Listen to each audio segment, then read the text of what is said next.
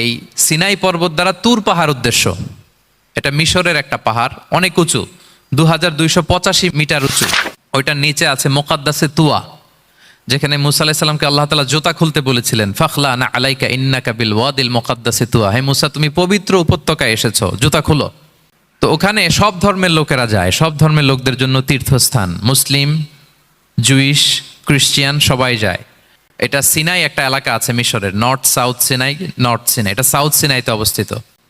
তো নিচে একটা খ্রিস্টানদের প্রাচীন গির্জা আছে, সেন্ট ক্যাথেরিনা গির্জা, সেখান থেকে চলতে চলতে আপনাকে উপরে যেতে হবে, ফজরের পরে আবার চলে আসতে হবে, তা না হলে দুপুরবেলায় 10টা-11টার দিকে এমন সূর্যের প্রখর তাপ ওই পাথরের মধ্যে লাগে, ওখানে আর থাকা যায় না করে। খ্রিস্টানদের একটা চার্চ আছে, মুসলিমদের জন্য ছোট্ট একটা মুসল্লা আছে সুরাওয়ের মতো। আল্লাহ ওই সিনাই উপত্যকার কসম করেছেন, ওয়াতুরি সিনিন, সিনাই উপত্যকার কসম। এখানেই আল্লাহ তাআলা মুসা আলাইহিস সালামকে তাওরাত দিয়েছিলেন, মেজর একটা আসমানি কিতাব দিয়েছিলেন, এবং সরাসরি মুসা আলাইহিস সালাম এই পাহাড়ের চূড়ায় বসে আল্লাহ তাআলার সাথে কথা বলতেন। ওয়াকাল্লামাল্লাহু মুসা তাকলিমা, উনি সরাসরি কথা বলতেন, এটা ওনার একটা স্পেশাল বৈশিষ্ট্য ছিল, ক্যারেক্টারিস্টিক্স। এবং আল্লাহ তাআলা নূরের তাজাল্লি দিয়ে এই পাহাড়কে একবার জ্বালিয়ে দিয়েছিলেন। আজও এই পাহাড়ের নূরের তাজাল্লির ঝলকে তিনি বেহুশ হয়ে গিয়েছিলেন এই পাহাড়ের উপরে।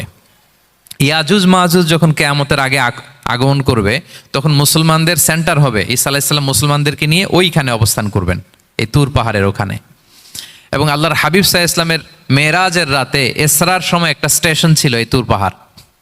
জিবরাইল আলাইহিস সালাম এই তুর পাহাড়ে আল্লাহর হাবিব সাল্লাল্লাহু আলাইহি ওয়াসাল্লামকে নামিয়ে বলেছিলেন যে এটা, আল্লাহর হাবিব সাল্লাল্লাহু আলাইহি ওয়াসাল্লাম এই তুর পাহাড়ে 2 রাকাত সালাত আদায় করেছিলেন এবং দোয়া করেছিলেন। আল্লাহ এই তুর পাহাড়ের কসম কাটলেন, ওয়াতুরি সিনিন, সিনাই পর্বতের কসম।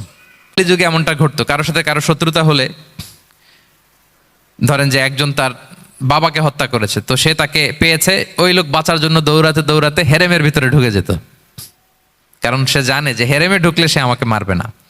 তো পরে সে যখন হেরেম থেকে বেরোতো, আবার তার সাথে যুদ্ধ শুরু হতো।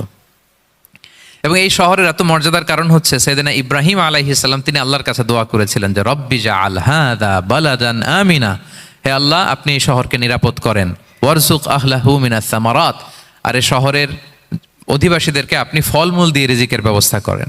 এখনো দেখবেন যে সারা পৃথিবীতে যেই ফল নাই, মক্কাতে ওই ফল আছে, সারা পৃথিবী থেকে ফল ওখানে যায়। এবং মক্কার নেইবরিং সিটি তায়েফ, সেখানে অনেক ফল উৎপাদিত হয়, এখানে আসে। নিরাপদ শহর, বালাদান আমিনা। এবং আল্লাহর হাবিব সাল্লাল্লাহু আলাইহি ওয়াসাল্লাম বলেছেন যে এই মক্কা শহর আমার সবচাইতে প্রিয় শহর। বাধ্য হয়ে তিনি যখন হিজরত করলেন মদিনায়, আর কেঁদে কেঁদে তিনি বলতেছিলেন যে মাক্কাতু আহাব্বুল বিলাদ ইলাইয়া, মক্কা আমার কাছে সবচেয়ে প্রিয় নগরী, লাউলা উখরিজতু লামা খারাজতু, আমাকে যদি জোর করে